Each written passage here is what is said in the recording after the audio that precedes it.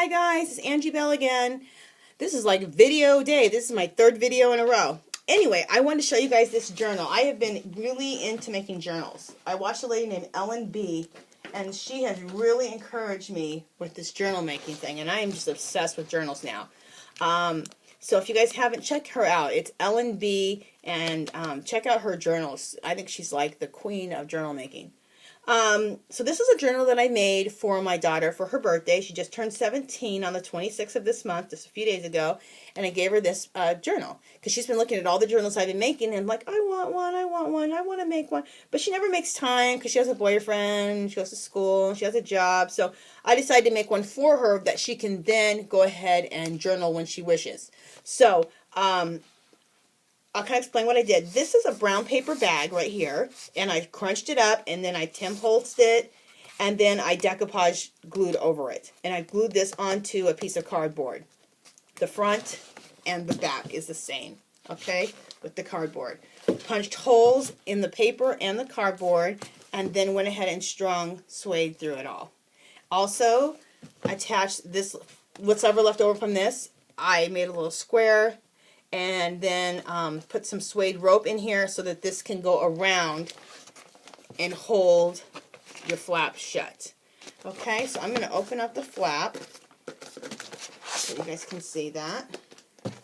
So now my suede lace is on the sides. Okay, now this flap is really neat.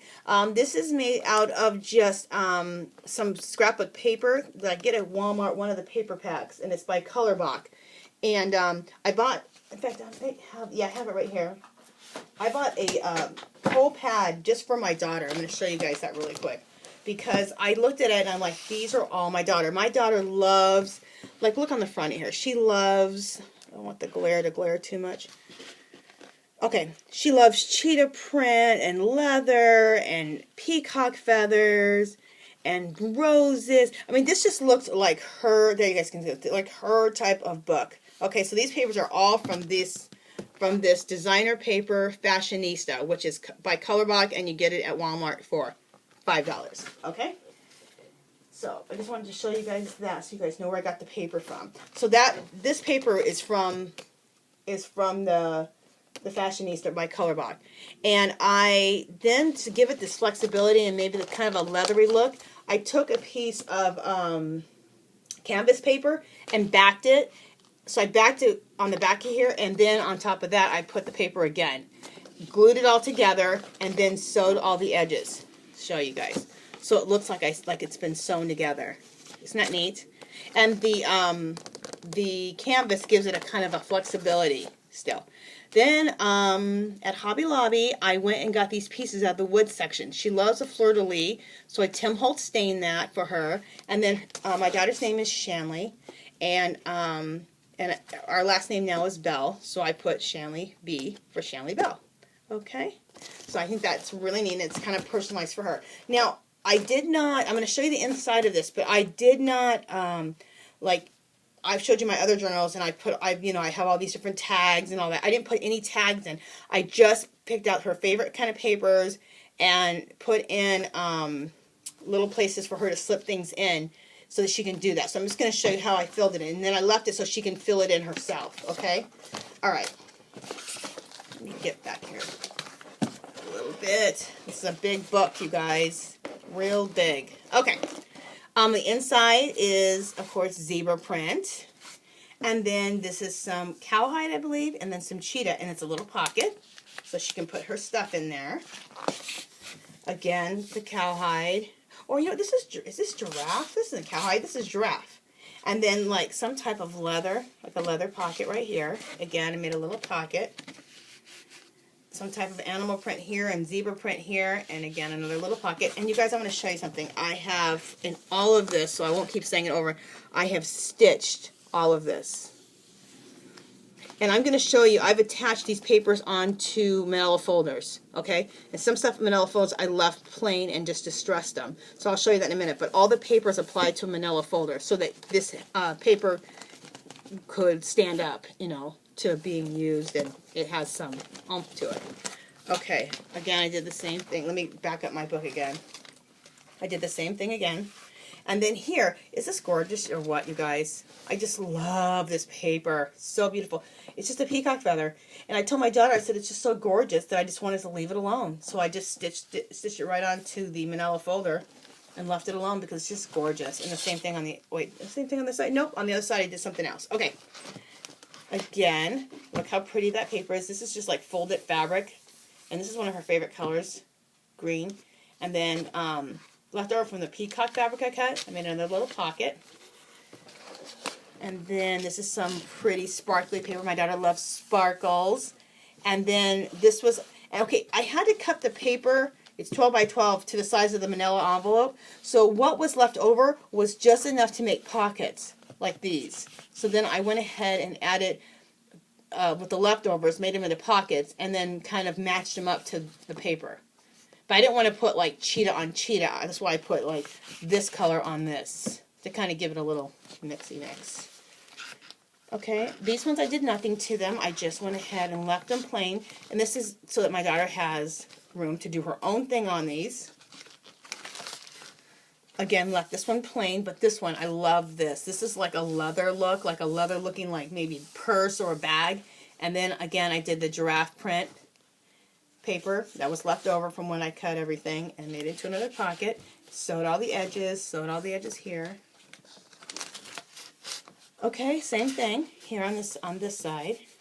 My daughter will love this. She loves purple. She'll love purple cheetah print. I left it alone again so she can do her own thing on there. Okay, left it alone again. Isn't that pretty paper, you guys? I just think this is so beautiful. Again, I've encouraged her to do nothing with this because it's just too gorgeous. Let me show you guys again. That green paper again. This is kind of a repeat. You guys saw this again.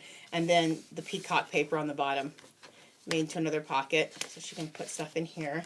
I think this is kind of pretty. It's really different. This is, okay, see how there's this fabric here? When I cut this out to match it to the manila envelope, this is what's left over, and I made them into pockets like I told you.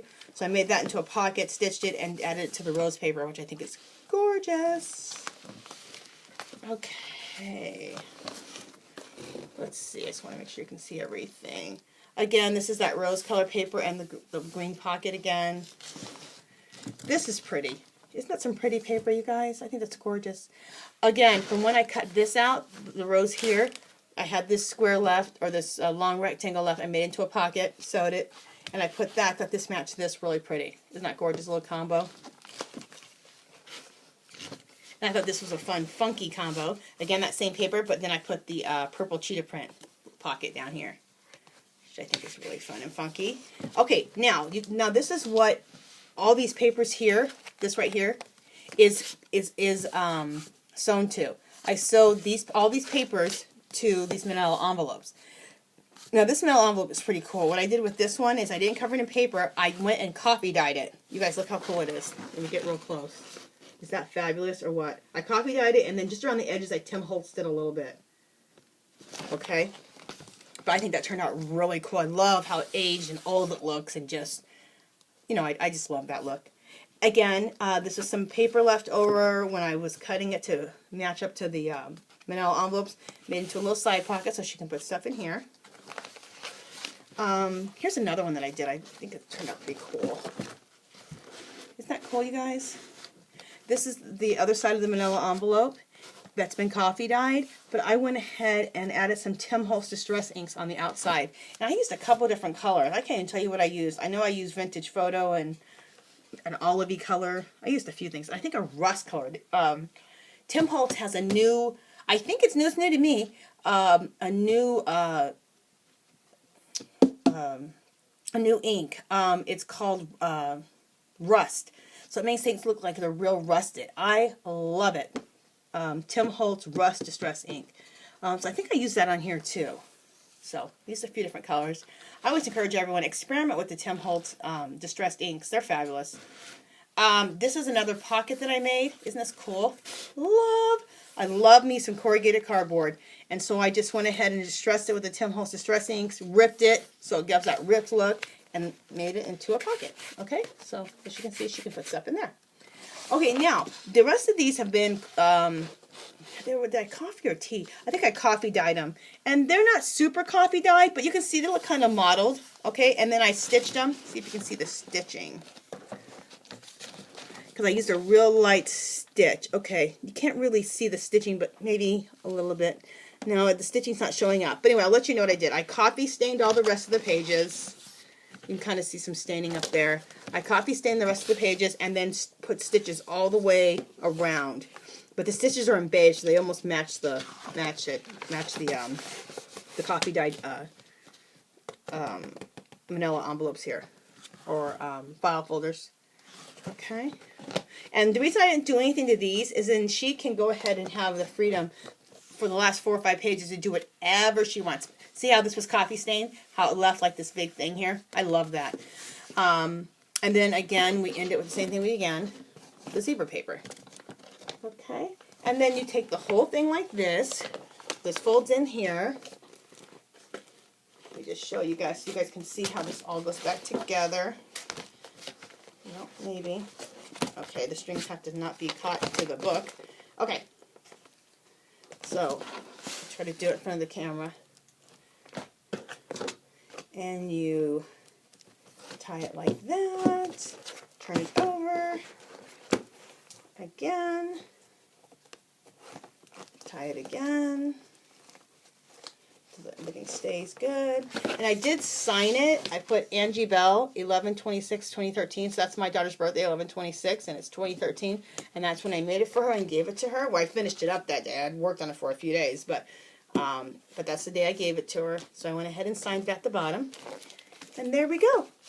I love how this project turned out, and she really liked it. I just wanted to share it with all of you guys. And I guess that's it. If you haven't subscribed to my station, I would love for you to do so.